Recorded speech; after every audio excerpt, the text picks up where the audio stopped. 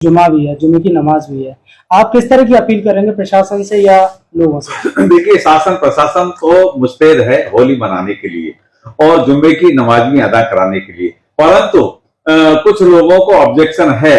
वह लोग जैसे महिलाएं इनका हिजाब पहनती है, तो मैं उनसे निवेदन करूंगा त्रिपाल का, जैसे मस्जिद को भी त्रिपाल से ढकते हैं, तो त्रिपाल का हिजाब बना लें और उससे वो लोग जा आ सकते हैं, तो उसमें परेशानी नहीं होगी और उनको आसानी से अपनी नमाज अदा भी हो जाएगी। और देखिए, रंग के लिए किसी से हम ये नहीं कह सकते कि 5 मीटर तक ही रंग डालना है, 18 मीटर में रंग नहीं डालना, ऐसा हो नहीं सकता, क्योंकि होली सनातन धर्म की बहुसंख्यक की आस्था का विषय है और सतयुग से चली आ रही है। सतयुग है, त्रेता है और द्वापर है और आज कलयुग है। तो होली सनातनियों का बहुत बड़ा पर्व है, साल में एक बार ही आता है।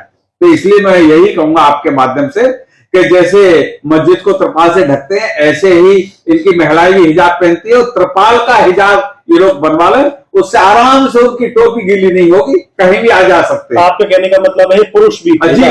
जी पुरुष, मेरा क्या, टोपी वाले तो पुरुष ही हुए ना, तो जितने भी पुरुष हैं इनके, वो त्रिपाल का हिजाब बनवाए और उसको उस दिन के लिए पहने, तो हिंदुओं को परेशान ना करें।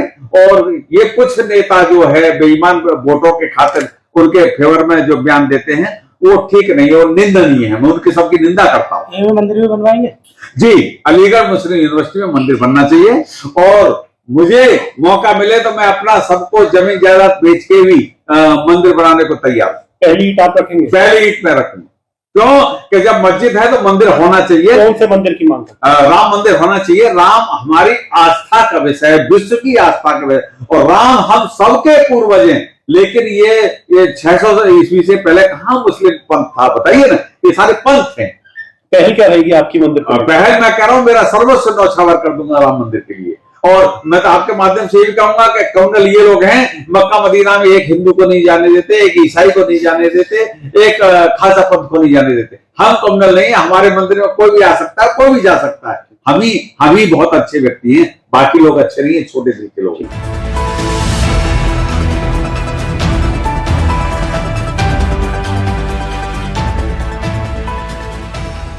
संभल के मुसलमानों के लिए जो आदेश दिया गया है, उसके बाद से हड़कंप मच गया है। लेकिन सवाल यह है कि आखिर योगी होली से पहले और होली के बाद संभल में क्या करने वाले हैं। सीएम योगी बरसाना के रंगोत्सव कार्यक्रम में शामिल हुए थे, जहां योगी ने कहा, इंतजार करिए, अयोध्या काशी के बाद अब मथुरा की बारी है। सीओ अनुज चौधरी का होली वाला बयान सोशल मीडिया पर भयंकर वायरल है।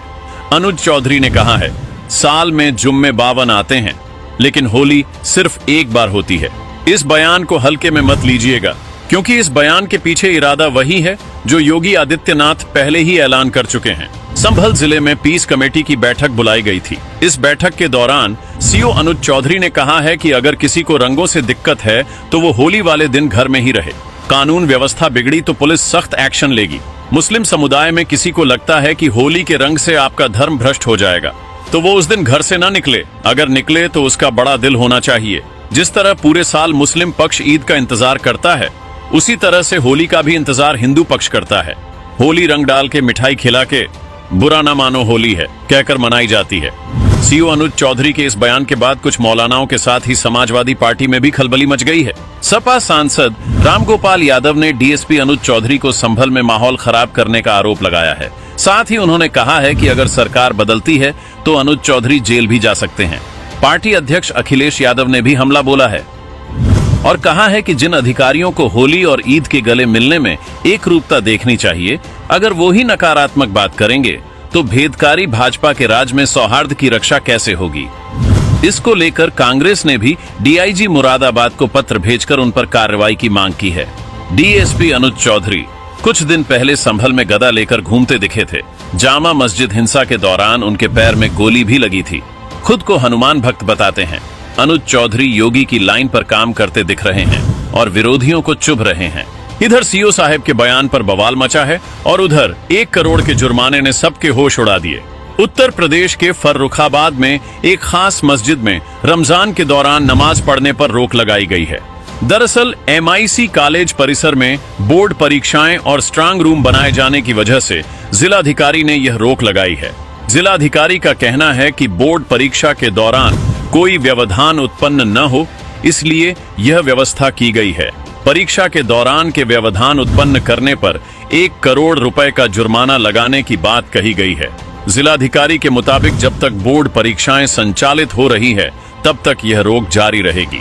इसको लेकर मुस्लिम पक्ष ने डीएम से मिलकर मस्जिद में नमाज पढ़ने की गुहार लगाई है और कहा कि आजादी से पहले यह मस्जिद म्यूनिसिपल इंटर कॉलेज में बनी हुई है।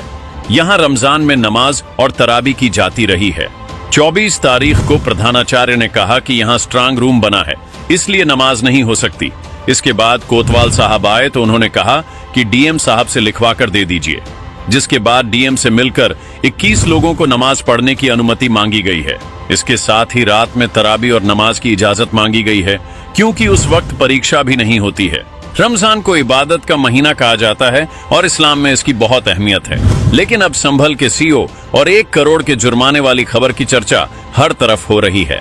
आप इसे लेकर क्या सोचते हैं? कमेंट। संभल सीओ साहब के लगातार जिस तरह से बयानात आ रहे हैं, उनके मेरा मशवरा यह है कि अब उन्हें नौकरी छोड़ के और जो है वो जब वो राजनीति ही कर रहे हैं तो उन्हें राजनीति में ही आ जाना चाहिए, और या तो वो निष्पक्ष होके जो ड्यूटी का फर्ज है वो अंजाम दे, और अगर उन्हें राजनीति करनी है और उनके दिमाग में यह है कि आइंदा वो इलेक्शन लड़े या जैसा उनके बयानों से अंदाजा हो रहा है, तो बेहतर है फिर वो राजनीति ही करें।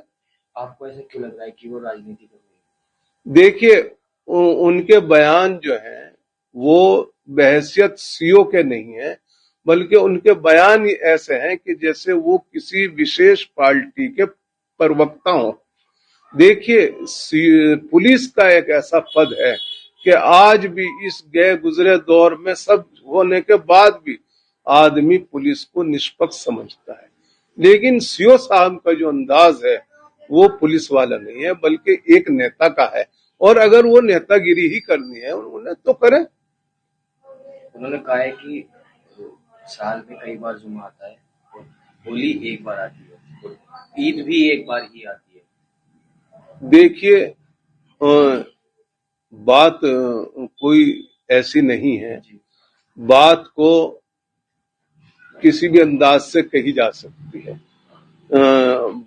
लेकिन उनका जो तरीका है कहने का वो ठीक नहीं है। एक पुलिस के आदमी को पुलिस के जिम्मेदार पद पे होते हुए ये अंदाज इख्तियार नहीं करने चाहिए। ये काम पॉलिटिकल आदमी का है।